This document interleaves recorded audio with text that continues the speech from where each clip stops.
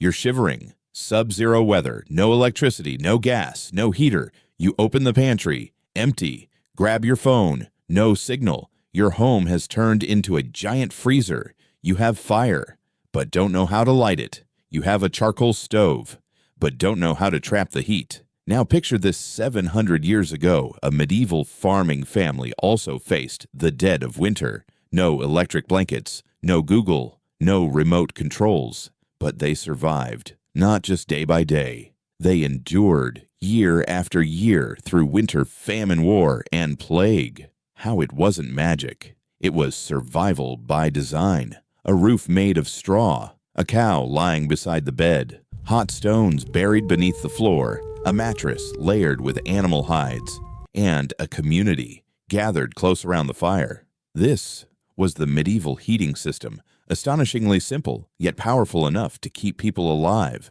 This video will take you back in time to uncover 10 ancient medieval survival heating techniques and offer you a warning. If everything modern vanishes tomorrow, what you're about to see might be the only thing left that can save you. So how did medieval people survive the bone-cracking cold when none of today's comforts existed? The answer lies in the smallest details. A roof, a stone, a clay wall, a hearth, placed not by chance but as part of a living ecosystem. What they built wasn't just a house, it was a heat-trapping machine, ancient, elegant, and brilliant. Now let's peel back the layers of that machine and see step by step how they survived winters, where life could fade away like ashes in the wind. 1. Central hearth, the heart of the home. At the center of every medieval house, there wasn't a dining table, not a bed, but a fire. Not tucked in a corner, no steel chimney, no heat fan. That fire, the central hearth, burned right in the middle of the floor. A straw roof above, earthen or stone walls around, wind howling through the cracks, snow clinging to the thatch. But at the core, the flames still roared. Medieval peasants didn't light fires just to cook. They built large stone hearths that soaked up the heat from glowing coals and radiated warmth through the night. Even after the fire had died. No, what? No cast iron stoves. He said the miller's no cow convection started talking. systems. Yet the entire space around them became a bubble of warmth, spreading evenly in every direction. But here's the astonishing part. No chimney, no ventilation system. The smoke slipped up through a hole in the roof. Soot clung to the rafters. The stench seeped into blankets, into hair. But they didn't care, because the hearth wasn't just for meals. It was where the family gathered, to eat, to talk, to mend clothes, to tell ghost stories, to teach a child how to spark their first flame. That fire didn't just fight the cold. It held memory. It was the living center of survival. Not a heater, not technology, just stone wood, and a circle of people, still breathing as long as the fire lived. 2. Solar heating, trapping the sun's warmth. No solar panels, no double-glazed insulation. Yet medieval peasants could hold on to the sun's heat all night long. They knew the winter sun sat low, barely shining for a few short hours. So they turned their homes to face south, to capture every fragile ray of sunlight. They built thick walls, clay or stone, sometimes twice as thick as modern ones. And that wasn't just tradition. Those earthen walls could eat heat. During daylight, they slowly absorbed warmth from the sun. And once the sun vanished, they gave it back, releasing warmth into the living space like a natural thermal battery. No switch, no charging port, just earth, time, and understanding. But medieval survival didn't stop there. They used straw wood and plant fibers, light, cheap, and surprisingly insulating. In freezing regions, homes were half buried into the ground, like mouse dens, like bunkers, warm in winter, cool in summer. No engineers, no blueprints, just inherited memory and generations of trial and error. And from that, they built a climate control system that never needed electricity. This wasn't making use of nature. This was knowing nature and turning it into a friend. 3. Thatch roofs, holding heat above your head. You might think a roof is just for keeping rain out. But medieval peasants, the roof marked the line between life and death. A thatch roof. It sounds primitive, but it was a near-perfect insulator, cheap handmade, and incredibly effective. They took dry straw, crushed it, bundled it thick, and layered it at an angle, so water would slide off and wind couldn't slip in. Half a meter of straw, like a giant blanket thrown over the entire house. No synthetic insulation, no polyurethane foam. Yet the medieval home stayed warm in winter, cool in summer, thanks to roofing techniques passed down from father to son. The thatch didn't just trap heat. It blocked wind, held back moisture, even shielded against heavy snow. It had to be replaced every few years, but every villager knew how to do it. And they did it together. Roofing wasn't a personal task, it was a community ritual. Men on the rafters, women tying bundles, children handing up rope. Inside, every straw bundle was the warmth of the village and the hope of surviving the winter to come. To modern people, a roof is just material. To medieval survival, it was the skin of the house, the layer that kept them alive under a frozen sky. 4. Livestock heating, when animals became living heaters. In a medieval house, you didn't just live with your family. You slept beside cows, ate with chickens, heard sheep bleating right next to your ear. Not because they lacked barns, but because they understood one thing: animals produce heat. And in winter, every degree counts. Medieval peasants designed their homes like a living organism. One part for people, one part for livestock, sometimes separated by a thin wooden wall, sometimes not separated at all. On freezing nights, the body heat of cows, pigs, and goats slipped through the gaps, warming the space where humans lived. Studies show even one cow can raise the room temperature by several degrees. No electricity, no heating oil, but they had living, breathing heaters that mooed, ate, and stayed alive. Yes, it meant odor, bugs, noise. But to a medieval peasant, that was a small price for survival, and it wasn't just the warmth. Dry dung became fuel.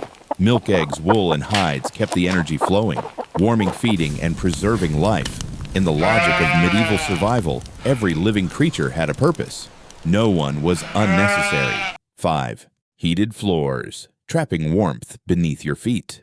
Imagine this. It's a winter morning. The sky is gray. Cold mist sneaks through every crack. You step barefoot onto the ground, and it's warm. No underfloor heating, no hot water pipes, just stone, fire, and the quiet genius of medieval peasants. In their humble homes, they built primitive but effective radiant heating systems. Large stones were heated in the central hearth, then slid beneath the floor, usually packed dirt or wooden planks. Stone holds heat incredibly well.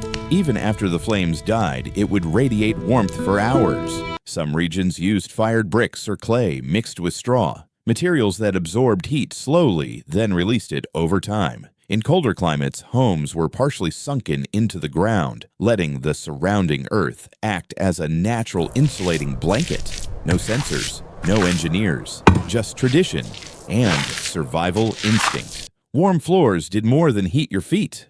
They dried out moisture, reduced mold, prevented disease. In the months when damp and cold could kill the weakest in the household, this was radiant heating, the ancestors' version. And even today, modern science is still learning from it. 6. Portable warmers, carrying heat through the frozen world. Medieval peasants couldn't stay by the hearth all day. Fields still needed plowing. Forests were still cold. The village roads still had to be walked, so they created portable heating tools. No batteries, no charging. The simplest method, a river stone placed in fire until glowing, then wrapped in thick cloth or fur. The elderly held it in their hands. Children hugged it to their chest. Women tucked it in their aprons. That warmth was handheld, portable, and shareable. But they didn't stop at stones. They also made chauffeur pots. Small metal hand warmers shaped like a lidded pan with a handle. Inside hot coals or embers. Women kept them beneath their feet while weaving. Elders placed them under chairs while telling stories. Some chauffeurs were carved and decorated, as if beauty itself made things warmer. But there were risks. Too much heat could burn skin, scorch fabric, even release toxic smoke in enclosed rooms. Still, in bone-cracking cold, they took the risk.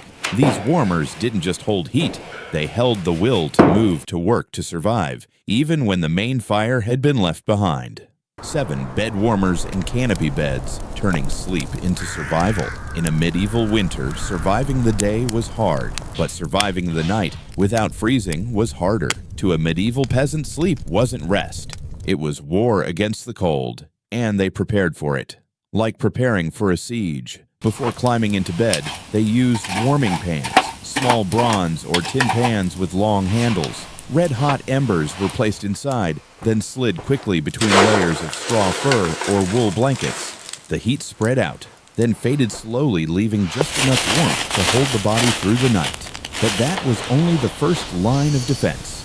Medieval beds were never bare. They were wrapped in heavy curtains, forming a little cabin of heat-trapping body warmth. These were canopy beds, warm tents inside cold homes. Blankets were made from sheepskin fur or coarse woven cloth, mattresses stuffed with straw or dry grass. But they came with their own threats: insects, rats, nesting bugs.